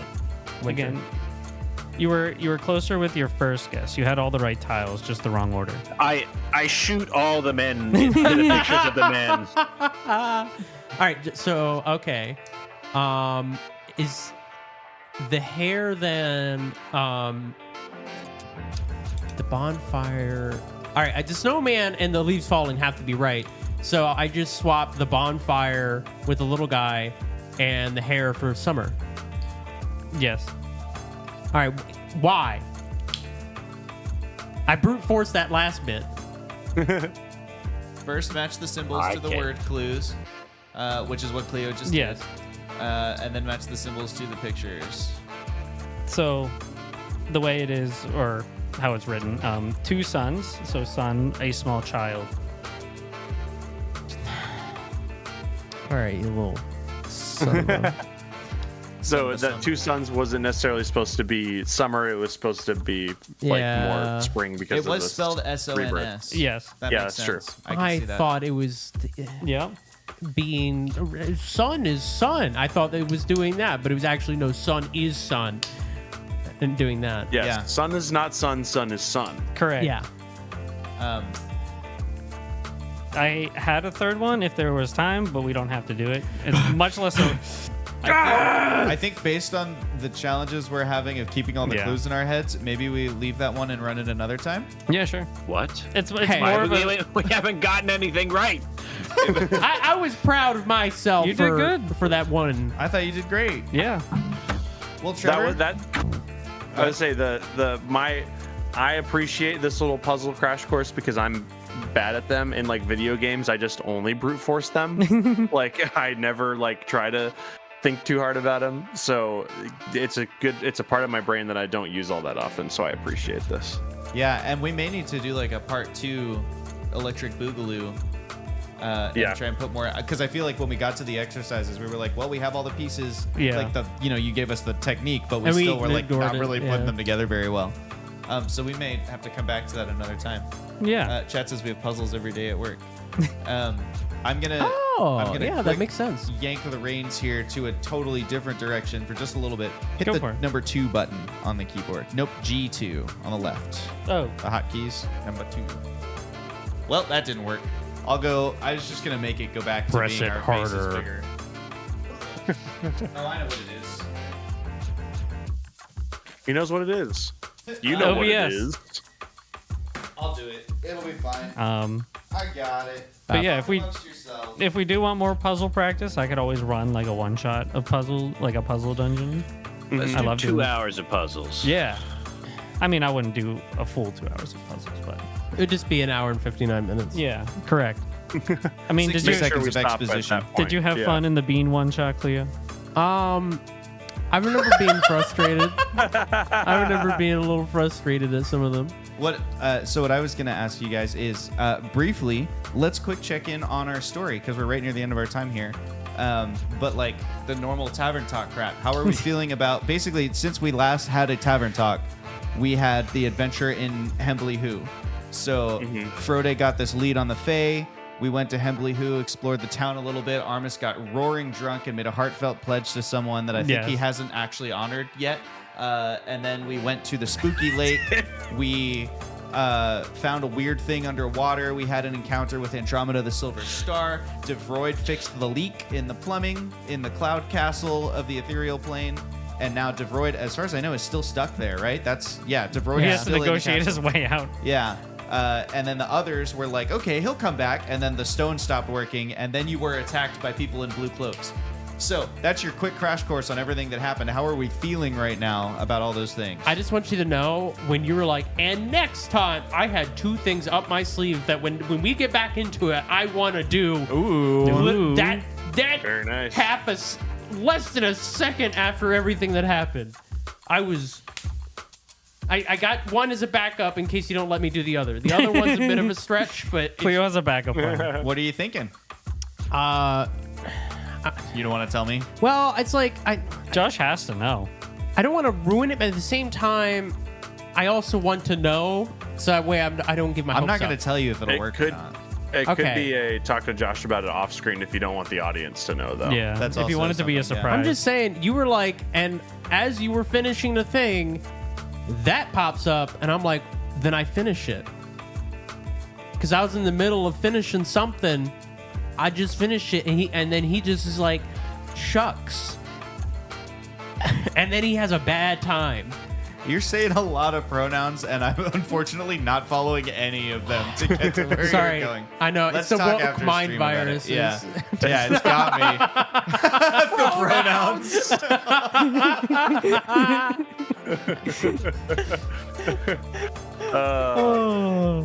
Have you guys seen the? Never mind. There's memes abound. How do we feel about Hembley Who?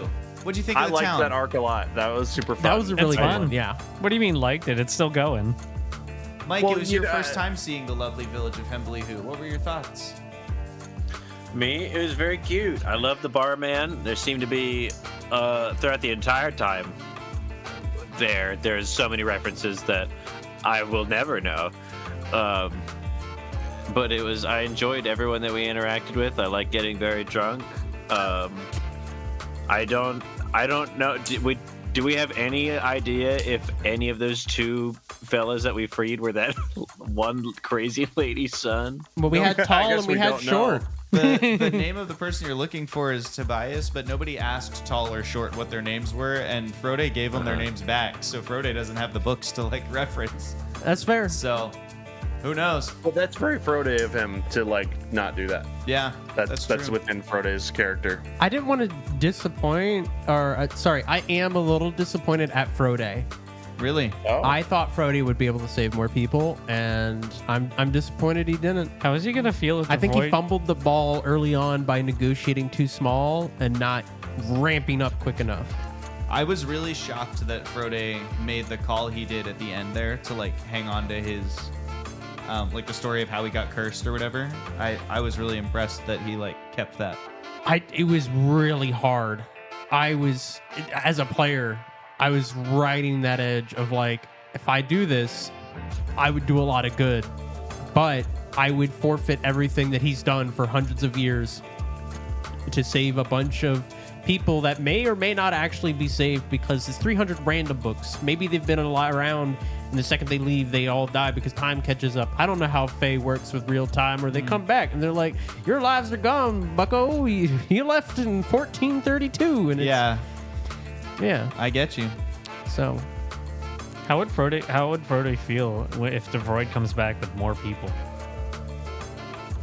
jealous, a little envious, a little green. He currently has more people. He just has to get out with them now. I think he's going to be upset no matter what you do. Oh, okay. Like just getting out. If you get out successfully with more people, he's a little upset. If you fail to get out, he's more upset, Yeah. because then you lost people.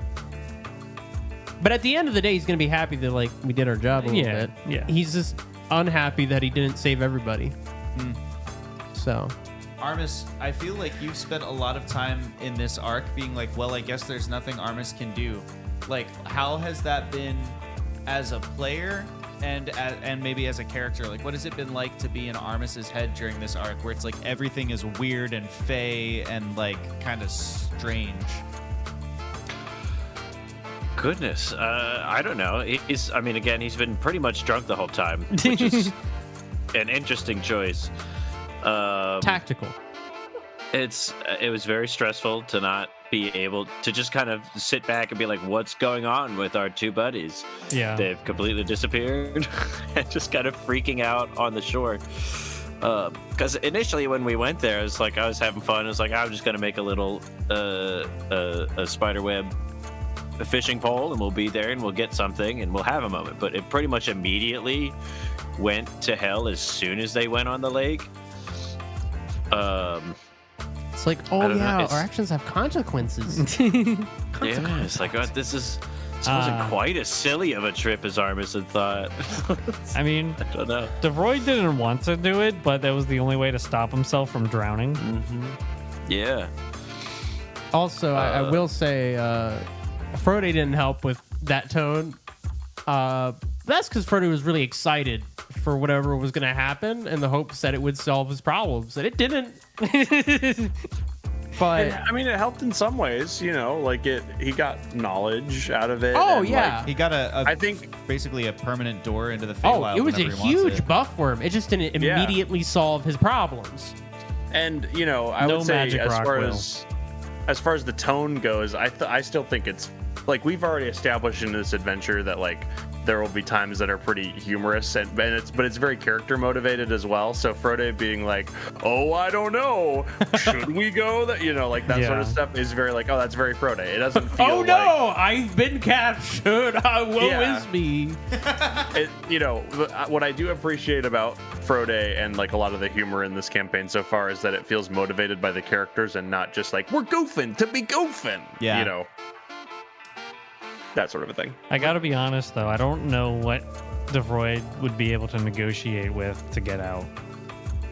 And I have to think about that. You have to be really clever. You got to think outside I of have the some box. ideas. What do you think has been Did the it- I- most challenging part of like staying in the game or playing through this arc for you guys? Negotiating. I was on the edge of my seat the whole time, and I feel like Willard has had enough to chew on. Even though he's not been in the spotlight this arc, him being saved by the ethereal fish, which is a magic thing, and having that kind of moment where he like realizes that maybe ciphers aren't like evil inherently. I think that's been enough for me to roleplay and chew on, as well as just enjoy watching everyone else roleplay these intense situations, that I've been really into this arc, like a lot. I So, mean, clearly, in order to get over the fear, you just needed it to look like a cute fish. and just be like, Or to save you in a really intense moment of need. tomato. Maybe that was it. Yeah, one or the other. Could be one, could be the other. Yeah, I really enjoyed it. It was I mean, like I'm biased. I feel like What are we expecting from this net? Like we left on the cliffhanger of like, oh, the blue cloak dudes are like not only here, but like now they're attacking us. Yeah. Like we've done something that kind of pissed them off. You know, that stone doorway sort of closed and they and rushed out of the woods. What, any predictions, any concerns? What are we thinking's happening here? So I guess we gotta ask: are they trying to get to the Feywild? I think they were using it for something. It definitely gave, especially because it was described as a leak inside the Fae. It makes me think it was like mice smuggling crumbs from the kitchen kind of vibe, and they kept using it, and it made it worse. And they just like damned the consequences. And the fisherman disappearing was just they didn't. He got caught up in the operation. Sorry, bud. Yeah. Like collateral damage? Yeah. I think the fishermen were completely unrelated. I'm interested to see. Oh, go ahead, Trevor. Sorry. I was gonna say I think it was just a trap. So it's like people are like taking these breadcrumbs from me. So Andromeda set up a trap for anyone doing that, and the fishermen were just fishing. So it just again was like collateral. So it's like anyone like in this area trying to get in is gonna essentially be taken. I don't know. That's the thing, though. They're not trying. And I think that's the important thing is that this fish was almost protecting the stone. We had to fight, right? And I'm wondering if they had a way of navigating past the fish, whether they control it or tame it or something along those lines, right? And they just used it as their back door into the Fae. And once Andromeda figured out about it, is probably upset about the leak in the house. And while it's so simple to fix, I'd imagine, I don't know. It's got me thinking, right? The purpose, right? You could think of the purpose behind it. And that's the only thing. The only thing I find weird is that it's into Andromeda's house and not to like the corner of her garden or something. Something that might get you like, I pop out and then I ignore it and then move on to the rest of the Fae, which makes me think it had to do something with Andromeda for it to be like straight into her house. So What I'm confused on is why the leak wasn't fixed, because it's just such a simple fix. I'm wondering if it has to do with the with Fae stuff. It's all weird, wishy-washy, and I'm wondering if you needed an outsider to do it. Maybe. Yeah, I don't know. I think the stuff with the blue cloaks that I'm interested in is that like neither I nor Willard has been able to like put together the pieces for like, all right, why does wild magic keep happening when these people show up? Why are they trying to assassinate potentially it's Elaine Mollusk? Why are they trying to assassinate Elaine Mollusk? What would they need to get from the Fae? Like, what, you know what I mean? Like, how does that all fit together? So I think like I'm getting a chance to, like, if we can, sort of like we did, but then didn't really do canonically in this, fun little session, like getting a chance to like actually kind of interrogate one of them and see if they spill anything, because we've interrogated people who have interacted with them but don't know anything about what they're actually doing. You just gave me like a bigger picture moment and a brain blast. It's like, what if the rock or the stone, whatever, is just a consequence of people going into and from the material plane to ethereal or to the Fae? And I just dropped my dice into your couch. Rip.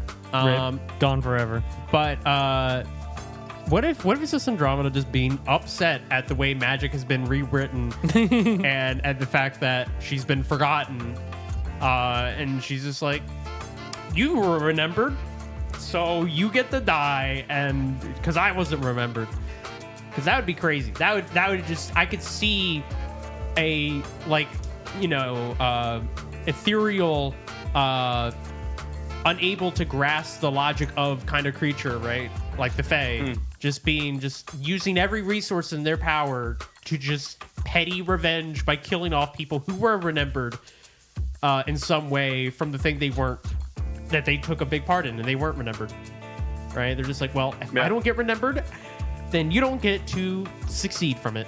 I mean, everyone forgot the dark thing though, so a lot of things weren't remembered. Yeah, but Elaine's profiting.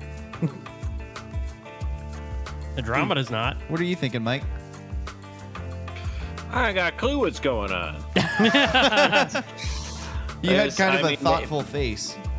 No, I'm listening to everybody else. I'm trying to remember like why they leapt at it. I think like we were trying to close it, right? So like they were trying to keep us from it. So I don't know if there was if that's a potential source of the extra ciphers coming out. Maybe they were trying to harness that kind of magic. I don't know if there was anything particularly special about the cloud that was coming out. I think it was just kind of from her house. I think they wanted to go in. I just realized one of my ideas was a bad idea because potentially that's what they want. Mm-hmm. Maybe they just want to go make a deal with a powerful fae that they already had a thing that they wanted that they could trade. Yeah, maybe. But it was closed from the other side, not from you. True. Yeah, but I was about to do a thing that I think would have done something else entirely, which probably would have gotten them around about what they wanted. Now that I think about it, because I was gonna use that as a weapon, but now I think it's like, here, I'm gonna stab you, and I shove a lollipop in your mouth, and you're like, nice. That's a great metaphor. Yeah, you're welcome. Great metaphors by Cleo. Oh yeah. Cleo cannot endorse said metaphors nor guarantee their effectiveness. That's These are Cleo's not entire financial advice. PowerPoint. Just metaphors. Metaphors by Cleo is like your new designer brand of metaphors, like Yes. Beats by Dre. Metaphors by Cleo. Trademark. Anything that you want to see in the future where you're like, I hope that we get a chance, like I know Willard's like, I hope we get a chance to interrogate one of these blue cloaks and maybe get some more concrete answers from the source. I would love to see, this is a bit more abstract than meta, but see two characters' destinies clash. Like two of the party characters' destinies clash. Where like That's an interesting scene. they both get a chance to solve something, but they intersect in such a way where one cancels the other. Like, it's like, oh, I could solve all my problems, but by doing so, I permanently screw you. Is that the kind of scene that you all think would be fun and interesting to explore? Because that adds a little bit of a PvP element to it as well. I guess it depends on the implementation and execution. I wouldn't necessarily be opposed to something like that because I think it's really interesting and intriguing, but I feel like it would have to be done right. Like I wouldn't want it to just be there. It wouldn't have to be forced. Yeah. Yeah, I don't know how like player wise it would work, but in my head that would be a good beat story wise given the beats we've hit so far. Like we're building each other up, and we need a test of that Of the of that friendship. trust. Yeah. Something to test our trust. Someone to be willing to sacrifice. Yeah. Something to be I like. think if we were writing a movie, I agree. I do think with a TTRPG that is like Harder. tougher. Yeah. That's Tougher fair. to naturally have happen. But it would be cool. I mean, an awesome DM would just be able to naturally weave it into the. Yeah, it's Yeah, totally yeah. Cleo, you could do DM. it if you were the DM, couldn't you? Easily. Wouldn't even have to think about it, really. Yeah. It just happened. But it already happened. Twice. Wow. Mike, anything I that want to you'd play want to in see? Cleo's campaign. I said any scenes that you'd want to see or anything that you're like, oh, I kind of hope this happens. I hope that Armis gets a chance to, or I'd love to watch the players explore, anything like that. I'm still waiting for him to have an awful face-to-face with his family because I don't have no idea what I would say in that moment. Ooh. That would be fun. But it's Like it's, on the it feels- job in a place you'd never expect them. Oh. Mhm. Yeah, That's just interesting. bump into him because he's been weird to play because in my mind he's an ex-diplomat. He was supposed to be like a smooth talking, wheeling and dealing son of a gun, and I'm not that. And it's really hard to portray it. And so like if he was in a situation like that, I think personally I'd have a hard time playing it. I think it'd be interesting to see him just try and explain himself. I think you've done a That's- really good job of showing how far he's fallen in the regards of like his standards and, you know, like what kind of company he keeps, and I'm really interested to see if he gets thrusted back into that, how he reacts.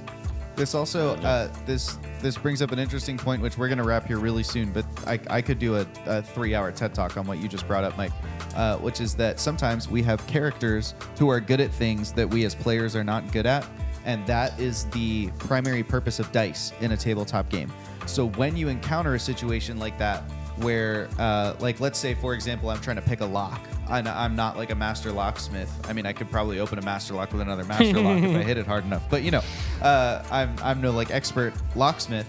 So what I might say is, instead of getting in the moment and going, all right, well I'm gonna look at pins 3 and 5 or whatever, I would say something like, you know, okay, I'm gonna dexterously use my tools, and you can tell that I'm an expert when I do it, and then I'm gonna roll, and like the dice are gonna compensate. And you can do the same thing in a social or a role play encounter, where you say, like for what you're describing, I might say something like, I am not an ex-diplomat, but Armis is. And so Armis would find a way to express, and then I would say what I'm trying to get him to express, and I would just say, you know, like that's what he's going to do. He's going to lean into his skills, just like when you're in combat and you're like, you know, okay, I need to lean into my skill to do this thing. Like the mechanics need to support my ability to play as the character. So that's an option that you have, all of you at the table. If you're like, oh, this is something I'm good at as a player or as a character, but not as a player, you can always express what you want it to be and then say, but I'm going to need to roll because I can't role play that myself. And so I'm going to need to let the dice help. And that's something where, because like, so if Mike came to me with that, I would ease the task for him probably by 2 steps, because you're right. Armis has spent his whole life specializing in smooth talking. So it doesn't matter that Mike maybe can't portray the words exactly how a diplomat would. It matters that he knows this is what the character would be able to do. So anyway, I just wanted to throw that out there because I think that's valuable for everybody. Yeah, question over here. Yeah, from the journalist in the back. I'm sorry, I just can't remove from my mind the image that you put into it, which is the lock-picking lawyer playing a rogue, going into detail, just like, oh, I rolled a nat 20. All right, binding on pin 3. Click. Oh, all right, now there's 4. He just pulls up a video. 5. And we're in. Can I roll to have a heart-to-heart with my wife? For a heartfelt moment from our very deep past. So I know that's a you 9. said. What's it? I know you said that as a bit. What you could do is, if you were confronted with your wife in a conversation, you could say, I'm going to roll to try and express any sincerity. Like Armis has spent his whole life being ingenuine to this person. I want to roll to convince her that what I'm saying right now is genuine. Or to, you know, to apologize in a way that she will be receptive to, or any of those really nuanced social things. Like you could pick one of them and say, like, I need the dice to help me do this because I don't know how the diplomat would convey it. And those would be examples of how you So would like use that. conveying your own words and then be like, this is what I'm trying to actually. Yeah, exactly. Yeah. Like, to put it in a completely different context, if I'm trying to sneak into like a secret society that I have no place being part of, I don't know any of their insider language, I'm not an expert in the field, but I need to convince them I am, and I happen to be a person who's really researched the topic, even if I don't know the, you know, like the subtext or whatever, I might be able to say something like, okay, I know I don't know their password. I want to roll to lean into the knowledge I've studied enough that I can bluff my way in. If you look confident enough, the guy at the door doesn't ask for your ID. I want to try and do that with just the way that I enter the conversation. I step into a conversation and they're talking about the Model 9, and I'm like, oh, the Model 9 compared to the Model 8, you know, that kind of thing. Yeah. And so that would be a way where I can let the dice carry the nuance for me, even though I don't have the skill or the head knowledge to do it. Birthday cake? Birthday cake? Yeah, precisely. Thieves can. Birthday cake. I have a question for you, Josh. Mm-hmm. Did you make an Andromeda like character sheet in the Cypher system, or like port that from D&D? So NPCs in this Yeah, go ahead. Sorry. NPCs in the Cypher system don't need a character sheet. Oh, okay. They only have a level, and everything else is derived from their level. So, Oh, for okay. example, if you fight a level 3 villain, then that level 3 villain rolls, you need to beat a level 3 task to dodge them. If they hit you, they deal 3 points of damage. Okay. They have 9 hit points. It's all based on the 3. and it's either the level times 3 or it's the level itself or the numbers. Yeah. Now, when you want to spice them up, like if I have a really special villain or something like that, I might give them a piece of equipment that is a different level. Yeah. Like when you're fighting Frankie, Frankie's equipment is his 2 goons. Yeah. So Frankie himself is only a level 3 or 4 dude. I don't remember what his level was. But then his goons were level 5s because he carries these enforcers with him. And so they're kind of extensions of Frankie. And their behavior is entirely controlled by him. When you took down Frankie, the goons stopped resisting. And so that's kind of the way that you add some like interdimensional stuff to it. And then the other thing you can do is you can swarm enemies, which is one of the ways that it's much more efficient than D&D. So like if I have a level 3 villain and you're fighting 6 of them, instead of you having to keep all of the different villains in your head in their positions, I just add 1 for each member of the swarm. So we go from a level 3 to a level 9. And each time you kill one of them, like 1 of their worth of hit points, so 3 times 3 is 9. Every time you deal 9 hit points worth of damage, the level goes down. Now they're only a level 8 task to hit the swarm. Now it's only a level 7 task. And when they attack you, it's 1 attack, but because the level is higher, it deals more damage. So more of them are hitting you. And as you kill them, it goes down. So it's a much simpler way of managing all the details. Okay. Yeah. Everything in the Cypher system, from the GM's perspective, has a level. Okay. Every town has a level. Every dungeon has a level. And anytime you do something I don't expect, I always default to the level. Yeah. The town of Hembley is a beach town for beginner adventurers. It's only a level 2 town. Anytime you look for information, you look for somebody, you try and do something, you want to sneak past a guard, it's always going to be a level 2 task. And then if you get to something more specific, like Lonnie's Pub is a level 3 pub. Lonnie's a really historic adventurer. He's really well known. He's a cartographer, so there's some people of more prestige there.